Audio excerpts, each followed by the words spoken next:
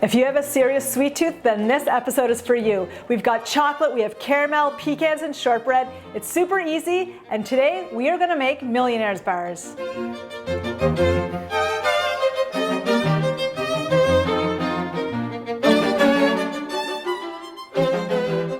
So, Millionaires Bars. I like the sounds of it. All right, and this is really easy, but it's got like 4 steps. We have our shortbread crust that we have to make. Then we have our pecans. Then we're gonna make a delicious caramel, and then we're gonna make a super easy chocolate ganache. We're gonna put them in the fridge, we're gonna cut them, and then we're gonna feel like $1,000,000.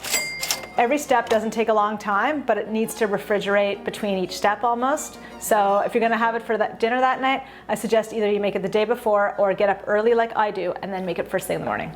Every good bar needs a really, really good base, and that's why we're gonna start with our shortbread. And all you need is butter, sugar, salt, and flour.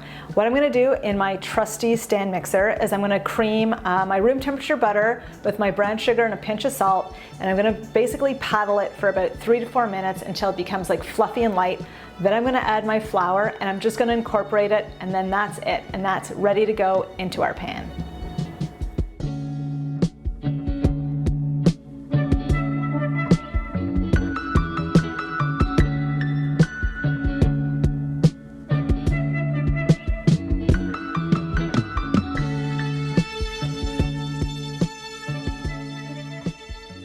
So we have our shortbread crust came out of the oven and it's cooled, and now we're gonna make our caramel. Super simple, 3 ingredients: brown sugar, corn syrup, and butter. But what you'll need for this actually is like an instant read thermometer or a candy thermometer, because we have to take it up to 240 degrees Fahrenheit. Don't ask me what that is in Celsius. Can you use your finger instead of a thermometer? No, not unless you want to go to the hospital with like 10-degree burns. Anyway, so we're gonna go in with our brown sugar in my pot. And you want a fairly heavy bottomed pot for this too, because I think a lot of us are afraid because caramel does burn really quickly. I'm gonna add my corn syrup. And I'm just gonna break my butter up and put it right in my pot.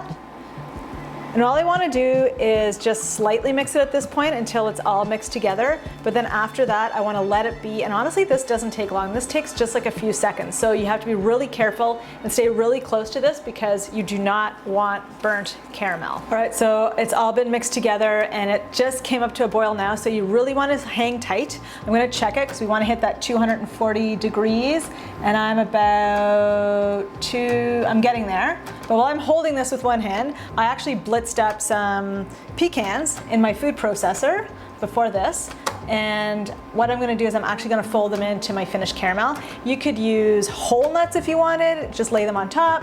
You could do like walnuts, you could do pistachios, you could do hazelnuts, you could do whatever nut you want.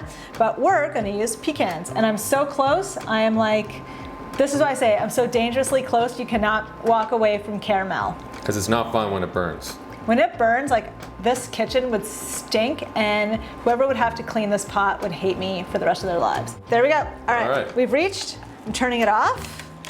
Put this here. I'm gonna fold in my nuts. All right. All right, and then I'm gonna basically pour it on top of the cooled crust. And I'm gonna let this cool, and then we're gonna make the ganache.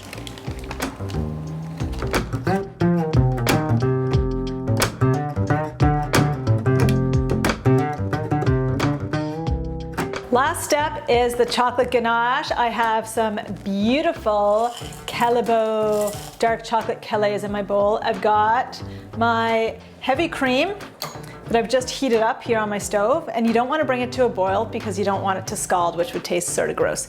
And all I can say when making this, please use good quality chocolate. I use the Callebaut dark Calais, amazing. Just pouring my hot cream on top of my Calais, and I'm just gonna mix them until it's all melted. Now this goes really, really quickly, so just, keep an eye on this. And all we're gonna do is mix it until it's smooth, and then we're gonna pour it on top of our shortbread that has the caramel and the pecans, and then we're gonna let this cool for a few hours at least. All right, I'm almost there. You can tell it's really beautiful, shiny. All those Calais are melted. Just wanna make sure, because I don't wanna have any big chunks. And I'm gonna pour it on top of the cooled caramel here.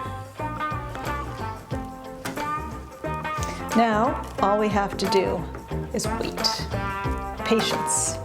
Waiting's the hardest part, though. Waiting is the hardest part, I know. All right, let her cool.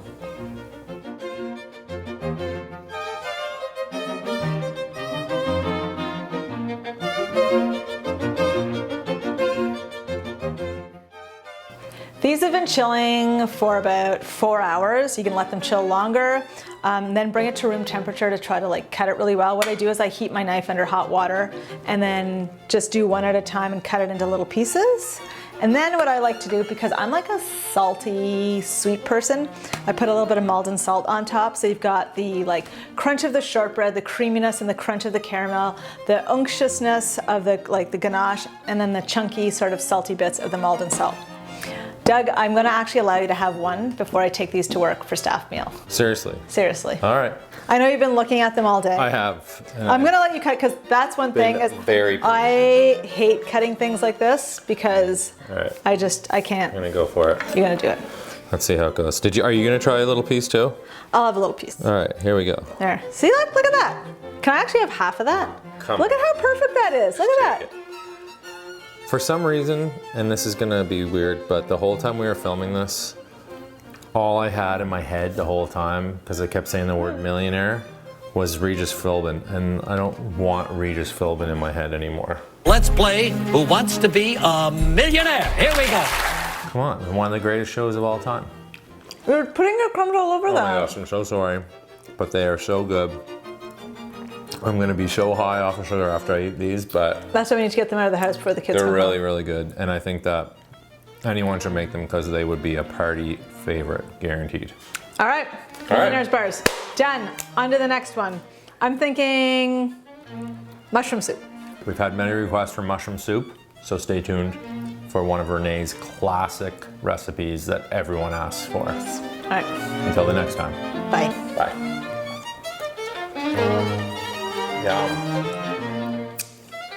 Don't need a lot. Sure don't.